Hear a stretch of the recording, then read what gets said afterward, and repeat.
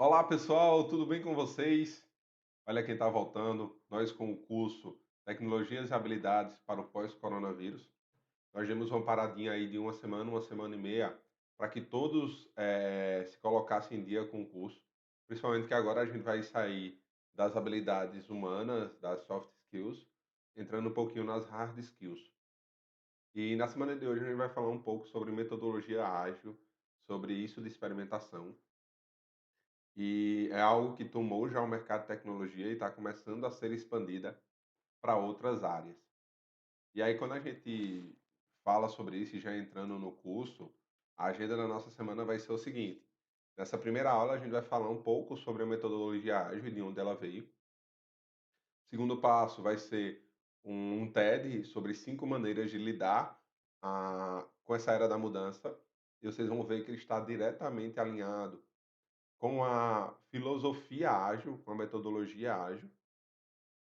Depois a gente vai para a aula 2, que é a aula do Scrum, e a gente vai falar E aí, pessoal, sem mais delongas, a gente entra dentro disso do que é a transformação digital e o que é esse mindset ágil. Então, para vocês terem uma ideia, como é que os problemas eles podem ser definidos de acordo com uma metodologia, o gráfico de Stacy. Ele definiu o seguinte: que um problema é definido por 2 parâmetros. O requisito, que é o quanto a gente compreende sobre quais são os requisitos demandados, e sobre a tecnologia, o como a gente compreende que tecnologia ela vai ser utilizada nesse problema, ou como a tecnologia impacta nesse problema. Então, exemplo, se você tem um problema que ele demanda uma tecnologia que você tem certeza de qual é a tecnologia que vai ser utilizada e está muito próximo da concordância de quais são todos os requisitos desse projeto, esse projeto pode ser definido como simples. Quando essa tecnologia, você começa a não compreendê-la tão bem, e os requisitos também começam a não ser tão bem compreendidos, a gente tem projetos complicados. Até um ponto que a tecnologia a gente já não tem mais incertezas do que certezas, e os requisitos também. Aqui a gente tem um problema complexo. E quando a gente não tem nenhuma certeza, de que tecnologia ou como a tecnologia vai impactar nessa possível problema, ou quais são os requisitos, quais são os desejos, quais são as premissas desse possível problema, a gente tem anarquia ou caos. Para vocês terem ideia, um paralelo, hoje o coronavírus ele pode ser entendido como um caos, ou já pôde ser entendido, a gente está começando a trazer ele para um problema complexo. Por que isso? Porque a gente não sabia que tecnologia solucionou o coronavírus, a gente não tinha remédio, a gente não tem vacina, a gente não tinha nem procedimentos, que definissem como a gente deveria atuar. E quais são os requisitos a gente também não sabia. Como é que eles produzia, como é que ele se reproduzia, como é que ele infectava pessoas, quem era a classe. Então a gente tinha um ambiente de total incerteza.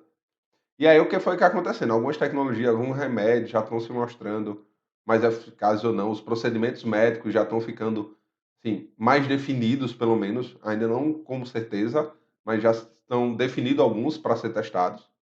E os requisitos a gente já está começando a entender, o isolamento social e como a gente vai compreender e conviver com esse novo. Até o momento que a gente vai começando a entender as tecnologias, que vai ser um problema simples. Ela, no final, ela vai virar uma gripe simples. Porque ou a gente vai ter vacina ou a gente vai ter remédio. Então, geralmente, principalmente no caso da pandemia, a gente começa daqui e vai trazendo problema para cá. Qual a grande questão? É porque aquela metodologia tradicional de planejar uma coisa, executar e depois verificar, ela já não começa a funcionar aqui por conta da velocidade. Então, exemplo, geralmente você planeja 3, 4 semanas para executar alguma coisa. E se fosse assim, em 3, 4 semanas o coronavírus já ataca aí milhares de pessoas. Então são coisas de testes incrementais e testes rápidos. E aí o Jake foi um cara que administrou a GE durante 20 anos, e para vocês terem ideia, em 20 anos ele dobrou a empresa 200 vezes. Se a gente linearizasse isso, era a mesma coisa de dobrar a empresa 10 vezes ao ano. Dobrar não, né? Multiplicar a empresa 10 vezes ao ano. Então você começou numa empresa hoje, no final do ano ela era uma empresa 10 vezes maior, uma empresa totalmente diferente. E ele tem uma frase muito boa que ele diz que você não pode fazer o trabalho de hoje com os métodos de ontem se pretende estar no mercado amanhã. Porque as mudanças, como a gente já conversou, elas são permanentes e são constantes. Tá, professor, mas como é que isso se deu ao longo do tempo? E para isso a gente vai fazer uma retrospectiva. Então, tudo começa a produção humana, se a gente pegar, na agricultura e logo depois na produção artesanal, no qual a gente tem uma qualificação profissional elevada. Os artesãos, eles eram profissionais altamente valorizados, porque eles faziam quase tudo na cadeia. Tinha uma execução inúmera em distintas tarefas. Então, eles faziam, desde às vezes tirar o couro até finalizar um sapato, com um produto único e personalizado. Então, a gente tinha uma personalização extrema, era a alfaiataria, né? O pessoal ia lá, tirava as suas medidas para fazer uma roupa para você. E aí chegou a parte da Revolução Industrial, em que a gente deixa de ter tudo personalizado e começa uma produção em massa. E isso, se vocês lembrarem lá de história, a gente tinha Taylor com o estudo de tempos e movimentos, que ele é o pai da administração científica, e Ford e Sloan com a produção em massa, né? Que visava reduzir custos, produzindo uma quantidade gigantesca de poucos materiais padronizados. E aí, para vocês terem uma ideia, a Ford, de onde surgiu essa ideia? Ford observou no açougue os bois passando em guinchos e o cara que tirava, vamos dizer, a perna do boi, ele só tirava a perna do boi. E aí passava o boi, o outro boi ele tirava só a perna. E ele aumentava muito a eficiência fazendo a mesma coisa. E aí Ford basicamente adequou isso à produção de automóveis. E com isso ele é hoje assim, o inventor da linha de produção, ele é considerado. Beleza. E por que isso? Porque quando você, de acordo com Ford, quanto mais você produzia uma grande quantidade, mais você tornava especialista e mais você barateava aquilo.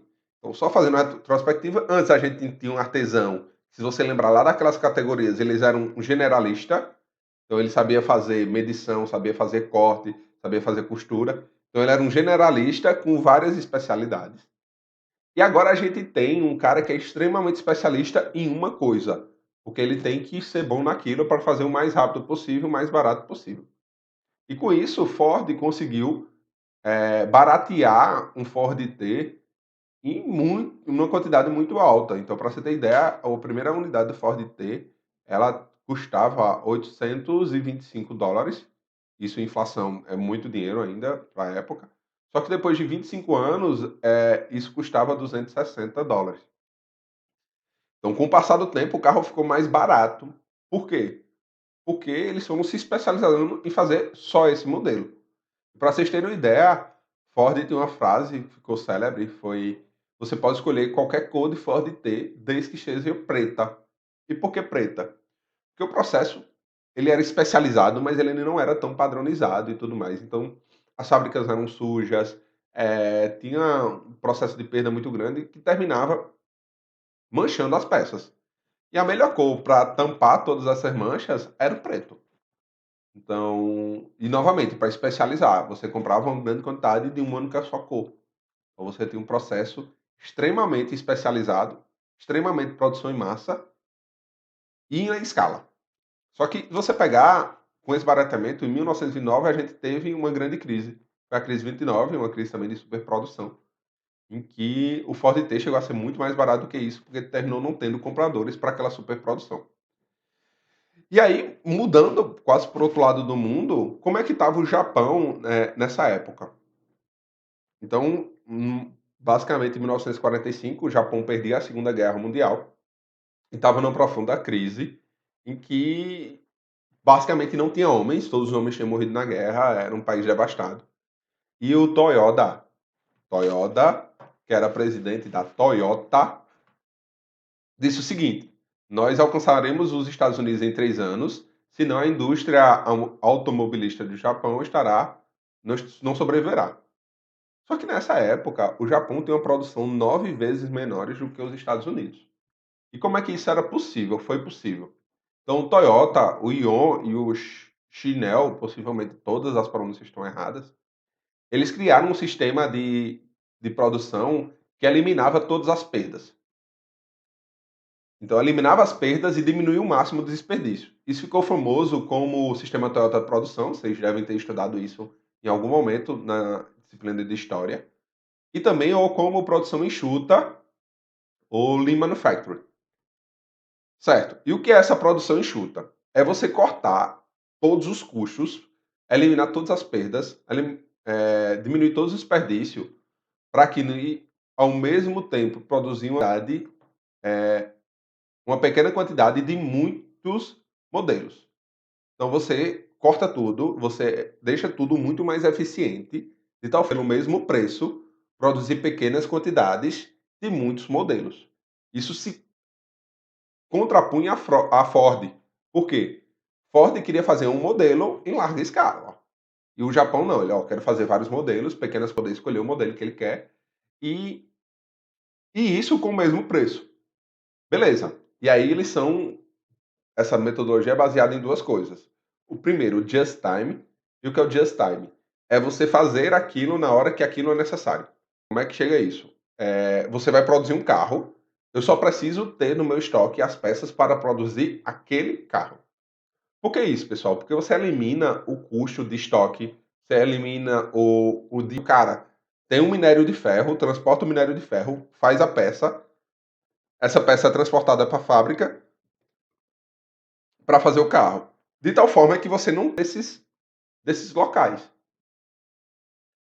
Isso minimizou muito o custo de produção e o dinheiro investido para fazer carros, que se contrapunha novamente à Ford. Ford queria ter grandes estoques para produzir em grande massa. E ele também trouxe automação, que é a automação com toque humano. Que é o quê? É possibilitar que as máquinas detectem defeitos para diminuir ao máximo o número de equipamentos defeituosos, para diminuir retorno, diminuir custo com troca. Então, essa era a metodologia japonesa. E ela começou a sobressair quando? Depois da crise do petróleo de 1973. Em 1980, começou-se, na parte ocidental, começar a olhar para aquelas indústrias japonesas. E aí eles verificaram que tinha uma indústria que estava crescendo que as outras, porque com a crise do petróleo, as empresas de carros tiveram vezes e a Toyota continuou a dar lucro. E aí esse sistema Toyota ele começou a ser estudado em outras áreas. E uma das coisas que se percebeu é que esse sistema, através de uma produção enxuta, que utiliza menores quantidades de tudo, então ele usa metade do esforço dos operários, metade do esforço de fabricação, metade do investimento em ferramentas, metade das horas para desenvolver novos produtos em metade do tempo. Então eu uso tudo metade e desenvolvo um produto novo. Então como é isso? Como é que eu consigo agora desenvolver uma coisa nova com metade de tudo, sendo 100% mais eficiente, né? Porque se eu sou metade desse, se eu sou 50 e esse 100, para eu virar 100 eu tenho que aumentar 100 vezes. Então como é que isso é possível?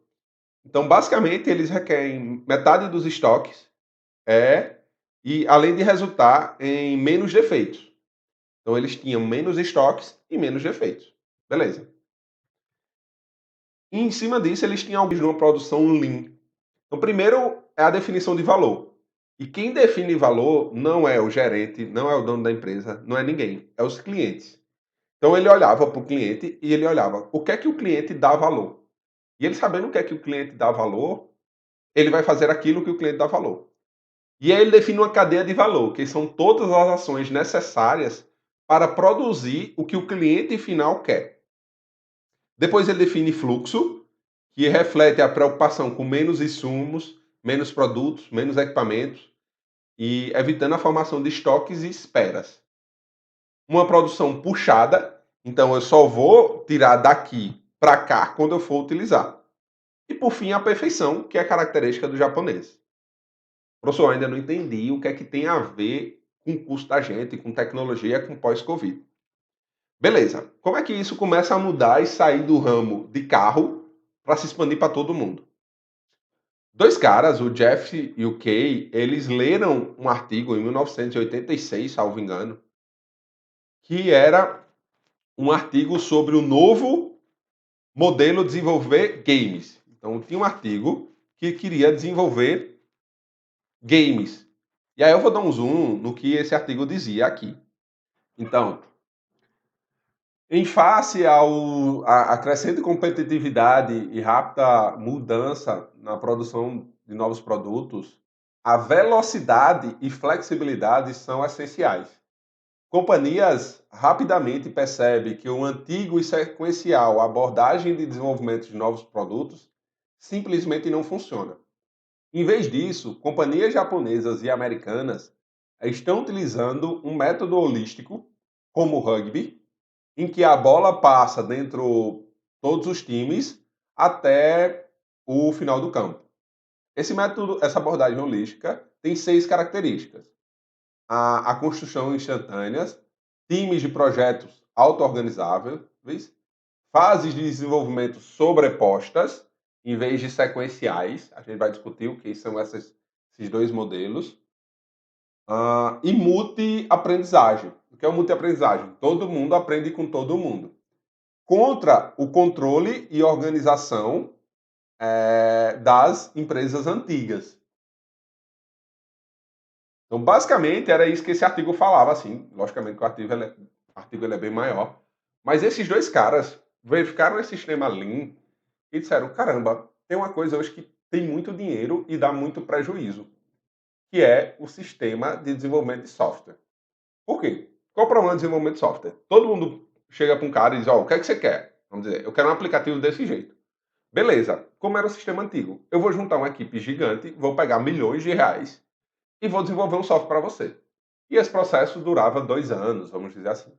No final de 2 anos, pessoal, o software finalizado não era o software que o cara queria e se tinha perdido milhões de reais. E o desenvolvimento de software ele era característico pela falha. E aí, como é que a gente pega aquele negócio que é, primeiro, como é que eu entrego valor ao cliente? Como é que eu defino a cadeia de valor, que é aquilo que eu vou fazer, que chega mais perto do valor do cliente? Como é que eu defino uma produção puxada e a perfeição dentro do desenvolvimento de software? E aí surgiu, então, em 2002, a gente estava em 86, já dá um pulo para 2002, o Manifesto Ágil.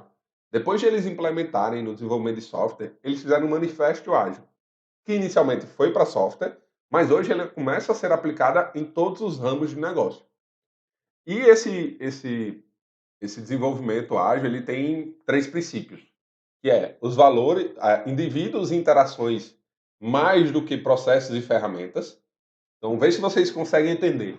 A gente tem muito processos e ferramentas. Como é que vamos dizer, dentro da instituição de ensino, como é que é a aula? Como é que essa aula vai durar? Ela dura 50 minutos. Quais são as ferramentas que o professor tem que fazer? Isso tudo a gente tem muito bem definido. Só que o Manifesto Ágil, ele diz, não, em vez de você se preocupar com isso, você tem que se preocupar com os indivíduos e as interações entre eles. Não é que você vai deixar de se preocupar com as ferramentas e processos. É indivíduos e interações mais do que processos e ferramentas. Produto funcionando mais do que documentação abrangente. Hoje em dia a gente tem uma preocupação normalmente de planejar, documentar, exemplificar, deixar tudo registrado. E muitas vezes a gente faz isso antes de desenvolver qualquer coisa, antes de botar qualquer coisa para funcionar. E o Manifesto Ágil ele diz que o produto funcionando mais do que documentação abrangente. Colaboração com o cliente mais do que negociação de contrato. E aí onde ela entra principalmente é responder a mudanças mais do que seguir o plano. Por que seguir o plano ele perde tanto valor? Porque as mudanças elas são cada vez mais rápidas. Isso a gente estava falando lá de 2002. Imagina hoje em dia. Então responder às mudanças elas são primordiais. E vocês vão ver no TED2 que uma das 5 formas de responder às mudanças ela está baseada nesse primeiro valor, que é como a gente valoriza o indivíduo. Por que valorizar o indivíduo é importante, pessoal? Se vocês lembrarem lá de valor, quando o Toyota definiu, valor é aquilo que é definido pelo cliente, que é definido pelo indivíduo. Então eu entrego valor. Então eu tenho que me relacionar com o indivíduo para poder entregar valor. Vocês vão entender mais quando assistir o TED 2. E aí, eu quero que vocês vejam esse TED e por que esse TED é importante. A gente está falando de uma mudança de mentalidade. E a mudança de mentalidade ela é complicada. Por que ela é complicada? Porque nosso cérebro ele foi treinado, ou ele se adaptou a um modelo. E quanto mais a gente vai ficando velho, essa é a palavra, a gente vai ficando mais, assim, rígido quanto a mudanças. E vocês vão entender mais quando passar esse vídeo. Hey, it's me, Destin. Welcome back to Smarter Every Day. You've heard people say it's just like riding a bike, meaning it's really easy and you can't forget how to do it, right? But I did something. I did something that damaged my mind. It happened on the streets of Amsterdam, and I got really scared, honestly. I can't ride a bike like you can anymore. Before I show you the video of what happened, I need to tell you the backstory. Like many 6-year-olds with a MacGyver mullet, I learned how to ride a bike when I was really young. I had learned a life skill and I was really proud of it. Everything changed though when my friend Barney called me 25 years later. Where I work, the welders are geniuses and they like to play jokes on the engineers. He had a challenge for me. He had built a special bicycle and he wanted me to try to ride it. He had only changed one thing. When you turn the handlebar to the left, the wheel goes to the right. When you turn it to the right, the wheel goes to the left. I thought this would be easy, so I hopped on the bike ready to demonstrate how quickly I could conquer this. And here he is, ladies and gentlemen, Mr. Destin Sandlin. First attempt riding the bicycle. All right. So the faster I go, the better. Yeah. I couldn't do it. You can see that I'm laughing, but I'm actually really frustrated. In this moment, I had a really deep revelation. My thinking was in a rut. This bike revealed a very deep truth to me. I had the knowledge of how to operate the bike, but I did not have the understanding. Therefore, knowledge is not understanding. Look, I know what you're probably thinking. Destin's probably just an uncoordinated engineer and can't do it. But that's not the case at all. The algorithm that's associated with riding a bike in your brain is just that complicated. Think about it. Downwards force on the pedals, leaning your whole body, pulling and pushing the handlebars, gyroscopic precession in the wheels, every single force is part of this algorithm. And if you change any one part, it affects the entire control system. I do not make definitive statements that often, but I'm telling you right now, you cannot ride this bicycle. You might think you can, but you can't. I know this because I'm often asked to speak at universities and conferences and I take the bike with me. It's always the same. People think they're going to try some trick or they're just going to power through it. It doesn't work. Your brain cannot handle this. For instance, this guy, I offered him $200 just to ride this bike 10 feet across the stage. Everybody thought he could do it. No, you didn't understand. You didn't understand. So, this way. Okay. All right, next second. All right, so, whenever you're ready. Yeah. Wait. No, you have to keep your feet on. All right, here we go.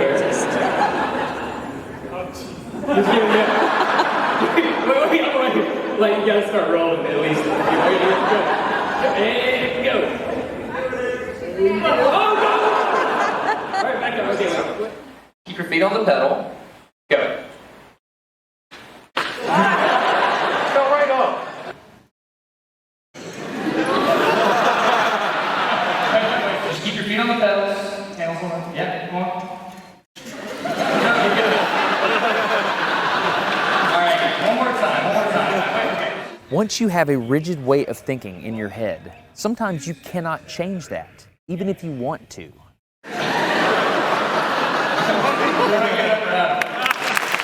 So here's what I did. It was a personal challenge. I stayed out here in this driveway and I practiced about 5 minutes every day. My neighbors made fun of me. I had many wrecks, but after 8 months, this happened. One day I couldn't ride the bike and the next day I could. It was like I could feel some kind of pathway in my brain that was now unlocked. It was really weird though. It's like there's this trail in my brain, but if I wasn't paying close enough attention to it, my brain would easily lose that neural path and jump back onto the old road it was more familiar with. Any small distractions at all, like a cell phone ringing in my pocket, would instantly throw my brain back to the old control algorithm and I would wreck. But at least I could ride it. My son is the closest person to me genetically, and he's been riding a normal bike for 3 years. That's over half his life. I wanted to know how long it would take him to learn how to ride a backwards bike, so I told him if he learned how to ride a backwards bike, he could go with me to Australia and meet a real astronaut. Are you gonna give up? No. Go ahead. This is how it starts. Look at this.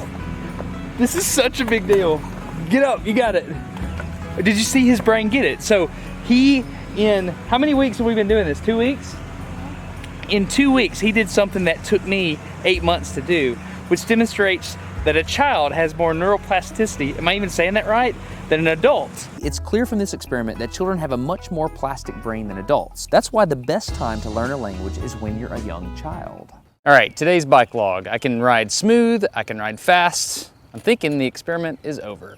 Okay, now I'm in Amsterdam, a city that has more bicycles than people. The question is, can I ride a normal bike now? I mean, I've spent all this time unlearning how to ride a bike. If I go back and try to ride a normal one, will my brain mess up? So I've tweeted a Smarter Everyday meetup, if you will, and I'm gonna see if somebody brings a bicycle and I'm gonna try to ride a normal bike. It's backwards, it's backwards. This was one of the most frustrating moments of my life. I had ridden a normal bike since I was 6, but in this moment I couldn't do it anymore. I had set out to prove that I could free my brain from a cognitive bias. But at this point, I'm pretty sure that all I proved is that I could only redesignate that bias. So what you're not seeing is just a group of people here looking at me, looking at the strange American that can't ride a bike because they think I'm dumb. But I'm actually 2 levels deep into this because I've learned and unlearned. All right. After 20 minutes of making a fool out of myself, suddenly my brain clicked back into the old algorithm. I can't explain it, but it happened in a very specific moment.